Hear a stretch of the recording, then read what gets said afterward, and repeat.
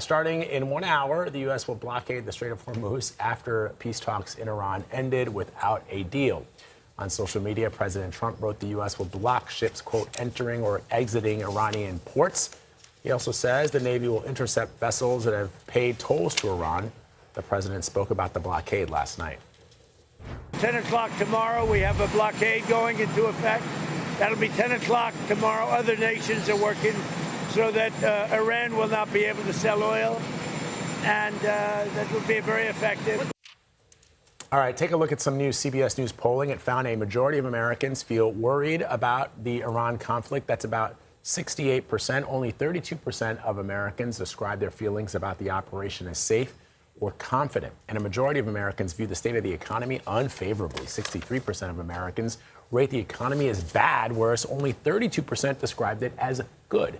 CBS News White House reporter Olivia Rinaldi joins us now. So, Olivia, help us understand this blockade, because I'm confused. Iran is already, they closed down the strait. The strait is closed, according to Iran.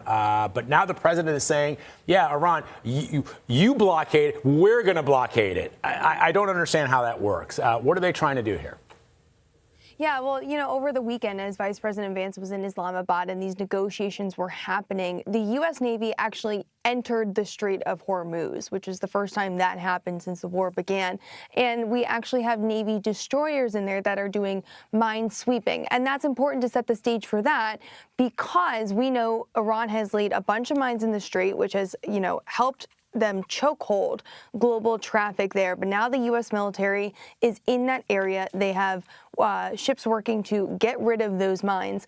And now CENTCOM is saying that the ships that are inside the Strait of Hormuz are going to start blockading Iranian ships from leaving Iranian ports. Now, they have a massive coastline in the Strait of Hormuz, but they're going to prevent any of those ships from leaving those ports. If they do, they say they reserve the right to interdict them, to even board them in some cases. And this is important because this war thus far has really been an aerial campaign, but now it's turning into one that is going to be fought on the seas. And it could be we could see potential that some of these small speedboats could attack some of our U.S. naval ships. Take a listen to what Senator Mark Warner, who is the chair of the Intel Committee in the Senate, told our Margaret Brennan yesterday. This question about what the president's going to do with closing the Strait of Hormuz. Yeah. The Iranians have hundreds of speedboats where they can still mine the strait or put bombs against tankers. In closing the strait, how is that going to ever bring down gas prices? Now, the intention of all of this is to put enough economic pressure on Iran to get them back to the negotiating table, to get some type of deal. But in the meantime, the global economic pressure is going to ratchet up. And Olivia, let's talk about what Americans think about all this. We mentioned earlier CBS News' latest poll, specifically asking questions about the war in Iran. What did Americans say?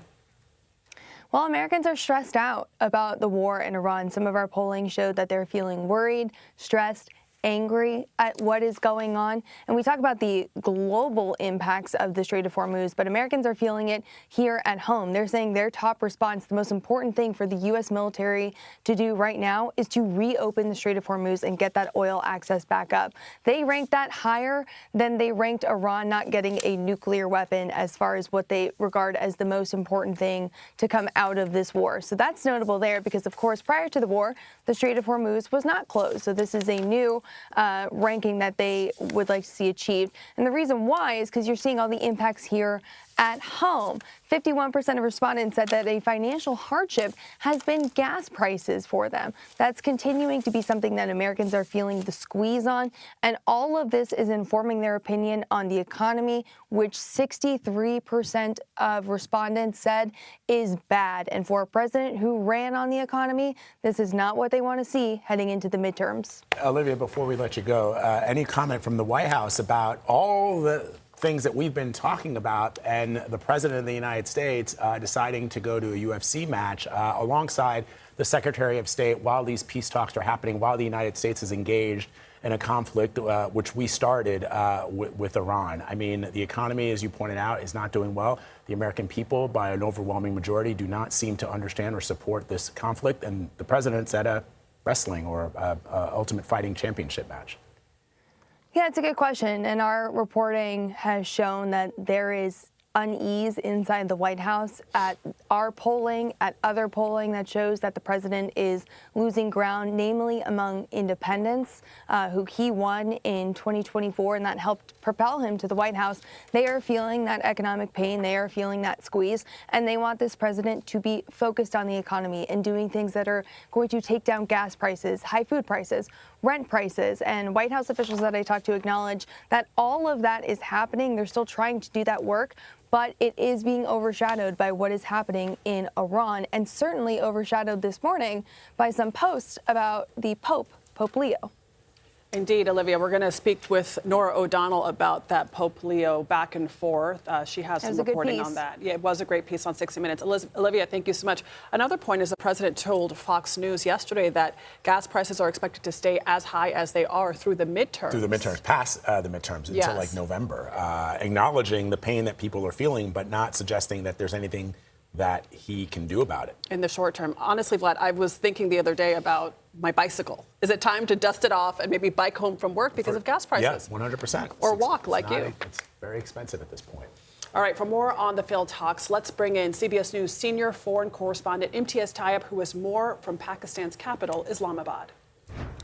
Well, a senior Pakistani government official has confirmed to CBS News that intense efforts are underway here in Islamabad to try to get the U.S. and Iran back to the negotiating table after this week's talks essentially broke down. Now, we have to really acknowledge just how historic those talks were. They were face-to-face talks between the Vice President, J.D. Vance, the U.S. Special Envoys, Steve Witkoff, and the President's son-in-law, Jared Kushner, who sat opposite Iran's Speaker of Parliament, Mohammad Bagher Ghalibaf, and indeed Iran's Foreign Minister, Abbas Araghchi. This was historic. This is the first time we've seen such high-level U.S. officials and Iranian officials in the same room talking face-to-face since 1979, since the Iranian Revolution, which led to the Islamic Republic, and of course, which has seen this relationship between Washington and Tehran deteriorate so much. We're where we are today.